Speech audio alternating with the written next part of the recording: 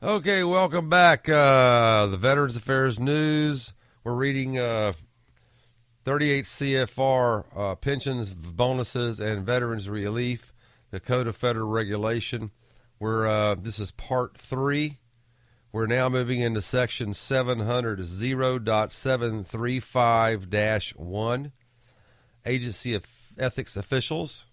Oh, by the way, you can follow along with us. You go to ecfr.gov and go to Section 38. You'll see a little window there with an arrow. You can push down and scroll down to Part 38, and you can follow along with us. So, getting back. This is Section 735.1, 0.735-1. Agency Ethics Officials, Section A. Designated Agency Ethics Officials, the DAEO, the Assistant General Counsel, is the designated agency ethics official, the DAEO, for the Department of Veterans Affairs. The Deputy Assistant General Counsel, O23C, is the alternate DAEO, who is designated to act in the DAEO's absence.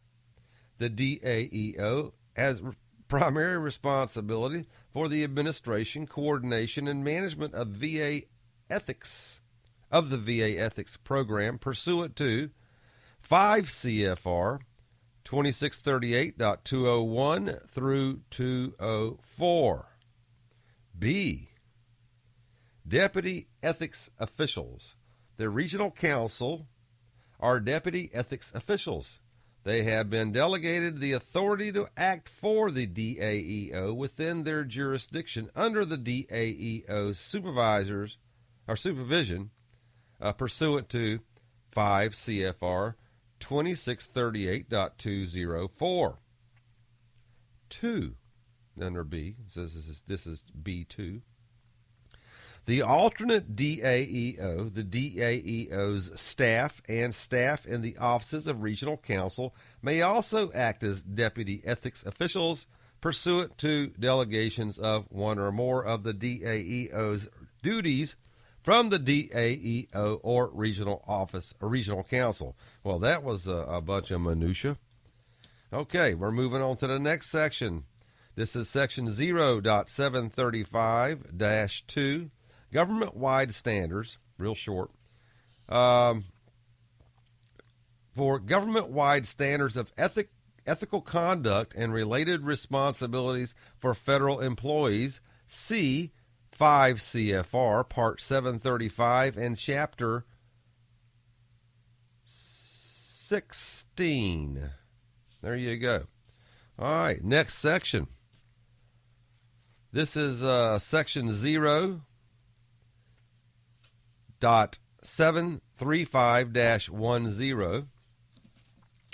Cross-reference to employee ethical and other conduct standards and financial disclosure regulations.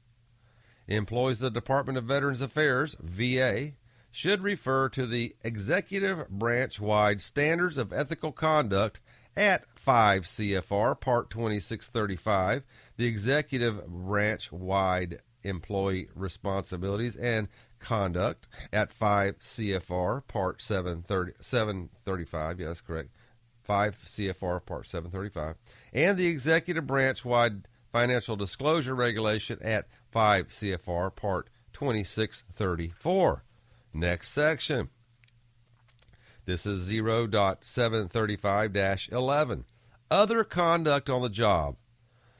Relationship with beneficiaries and claimants. Employees are expected to be helpful to beneficiaries, patients, and claimants, but A, an employee shall not produce intoxicants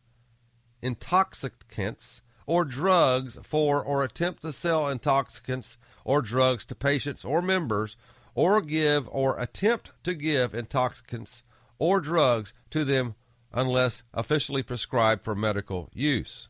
B, an employee shall not abuse patients, members, or other beneficiaries, whether or not provoked. Well, that we know that's all of the above has happened at various VA medical centers and around the country, because it's been reported by the law enforcement division of the VA, and it's been written up. Reports. It's available online. You can find it. Okay, next section is 0.735-12, Standards of Conduct in Special Areas. Section A, Safety. 1. Employees will observe safety instructions, signs, and normal safety practices and precautions, including the use of protective clothing and equipment. 2. Employees shall report each work-connected injury, accident, or disease he or she suffers. B. 2B. Okay. Furnishing testimony. Employees will furnish information and testify freely and honestly in cases respecting employment and disciplinary matters. Refusal to testify, concealment of material facts, or willfully inaccurate testimony in connection with an investigation or hearing may be ground for disciplinary action. An employee, however, will not be required to give testimony against himself or herself in a manner in which there is indication that he or she may be or is involved in a violation of law wherein there is possibility of self-incrimination. Okay, that concludes the section of the 38 CFR that covers the VA as far as ethics and its core values and what's expected of employees. So that's it, babe. So like us on Facebook, Veterans Affairs News that's